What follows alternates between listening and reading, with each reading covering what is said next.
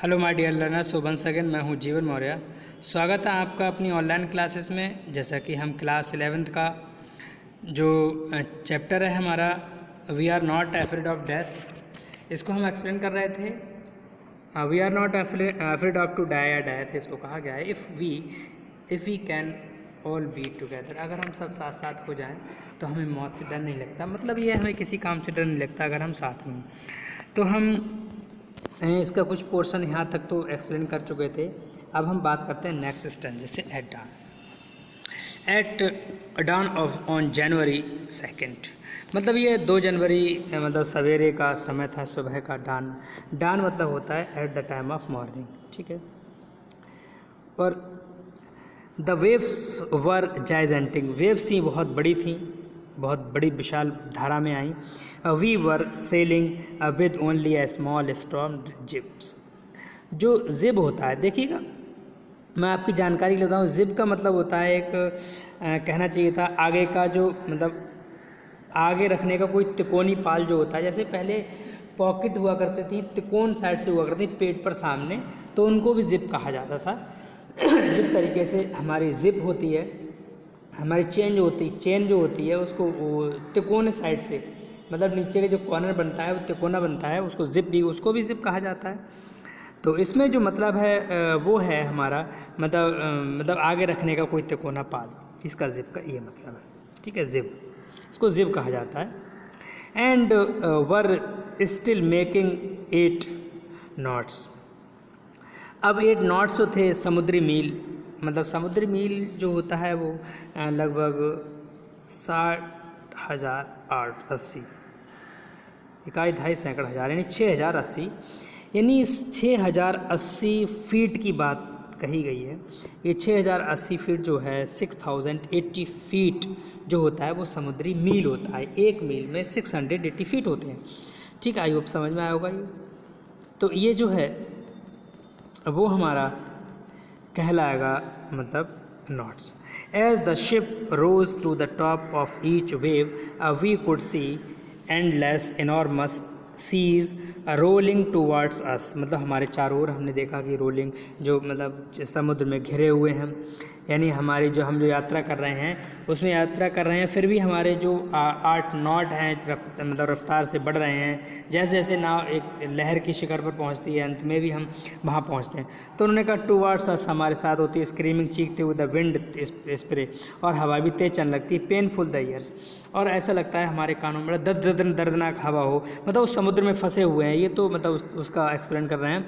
To show the boat down, जो boat होती है वो डाउन नीचे प्रतीत होती है आती हुई, यानी द ड्रॉप द स्टॉर्म मतलब storm ship and lashed the heavy morning rope. Heavy morning rope का मतलब मॉर्निंग रोप जो होता है उसको कहा जाता है जैसे बांधने वाली, मतलब बांधने वाली जो रस्सी थी वो भी हमारे पास थी।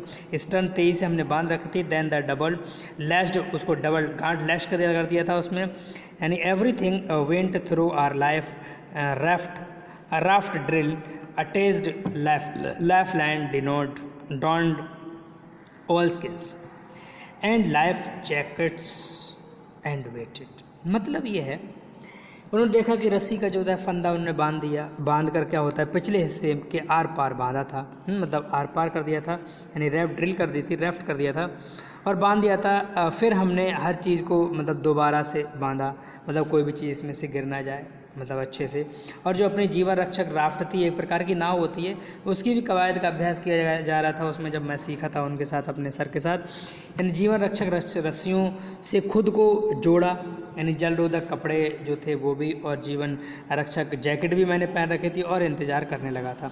मतलब जीवन रक्षक जो मतलब जैकेट होती है, मतलब जो जैकेट्स होती हैं लाइफ जैकेट्स में वो जीवन जैकेट्स का है, यानी अटैच हमने जोड़ लिया था लाइफ लाइन से, अपनी जीवन रूपी जो रेखा जोड़ लिया था। डिनाइड मतलब पहन रखा था हमने वर्ल्ड स्किन, मतलब पहन रखा था जीवन को बचाने वाली जैकेट्स को।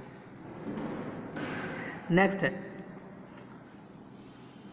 The first indication of impending मतलब आने वाली थी। Disaster came at about 6 PM with the ominous silence. बड़ी दर्दनाक बात इन्होंने कही थी इसमें। कहा था कि आने वाली विपदा का पहला संकेत शाम करीब 6 बजे मिला था। मतलब फर्स्ट इंडिकेशन ऑफ इम्पेंडिंग, मतलब आने वाली डिज़ास्टर, मुसीबत का केम at about 6 PM with the omni silence. Omni silence का मतलब होता है, मतलब हम इसको कह सकते हैं जैसे जो हमारी मुसीबतें, या फिर कहना चाहिए था अपशकुन का सूचक, हम भी कह सकते हैं इसको।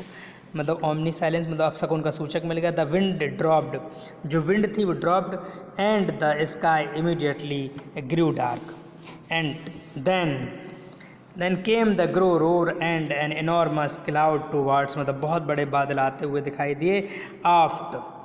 आफ्ट मतलब वो अपनी ओर पिछले भाग का जो ऊपरी हिस्सा था उसको आफ्ट कहा जाता है। मतलब एक तरह से मतलब एकदम खड़ा हो गया था, पिछले का जो हिस्सा था वो एकदम आफ्ट हो गया था, खड़ा हो गया था, यानी वर्टिकल साइड में हो गया था। Almost twice 8 of the other waves and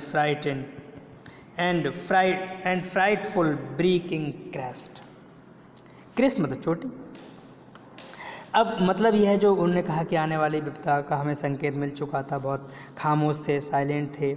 अब इसके बाद जो हवा की रफ्तार थी वो भी तेज़ थी और आकाश में अचानक काले बादल घिर गए थे। फिर एक तेज़ हवा गरजती हुई सुनाई दी और एक मतलब बड़ा सा दीर्घाकार बादल के नाव के पिछले पास दिखाई दिया। अत्यधिक भय था, मैंने देखा कि वहाँ कोई बादल ही नहीं था, वह एक लहर थी, बादल नहीं था। ऐसी लहर मैंने पहले कभी नहीं देखी थी। ये बिल्कुल सीधी खड़ी थी, मतलब स्टैंडिंग लाइन में थी, और दूसरी लहरों की ऊंचाई से 2 गुनी भयंकर तरीके से शिखर को टूटने वाली थी। मतलब ये कहा उन्होंने कि मैंने देखा पूरी तरह से हॉरर, भयभीत थी, रिलायंस मैंने महसूस किया दैट नॉट क्लाउड, कि वो बादल नहीं है, वेव लाइक द अनदर, मतलब दूसरों की तरह है, दूसरों लहरों की तरह है। आई हैड एवर सीन, जो मैंने कभी ऐसी नहीं देखी थी। ड्राइव्ड परफेक्टली वर्टिकल, पूरी तरह से खड़ी थी। ऑलमोस्ट ट्वाइस एट मतलब 2 गुनी मतलब लेंथ में हो। Anyway frightful breaking crest, ऐसा लग रहा था कि टूटने वाली हो, में जो भयंकर शिखर है वो हमारा टूटने वाला हो। नेक्स्ट है हमारा द रोर इंक्रीज्ड, मतलब the roar increased to the hunters as the stag moved up the face to the wave, and for a moment I thought we might ride over it, but then tremendous explosion shook the deck। मतलब ये है, उन्होंने कहा था कि जो roar increase मतलब शोर जो था बढ़ता चला गया। अब जैसे ही देखा था कि जब हिस्सा बढ़ा तो शोर बढ़ता चला गया। नाव का पिछला हिस्सा सामने की ओर बढ़ा, मतलब गरज की आवाज़ तेज़ दिखाई दे रही थी, गड़गड़ाहट भी हो रही थी, और क्षण ऐसा लग रहा था कि लहरें हमारे ऊपर पार कर जाएंगी और एक ज़बरदस्त धमाके के साथ नाव की छत थर्रा जाएगी। मतलब जो नाव की छत है वो कैसी हो जाएगी, वो हमारी थर्रा जाएगी, एक्सप्लोजन फैल जाएगी। शूक द डेक, यानी डेक की जो छत है वो ट्रीमेंडस रूप से मतलब पूर्ण रूप से ढह जाएगी। राइड ओवर मतलब हम सवार थे, मूवमेंट उसी समय, वेव मतलब वो लहरा के लिखा गया है। अ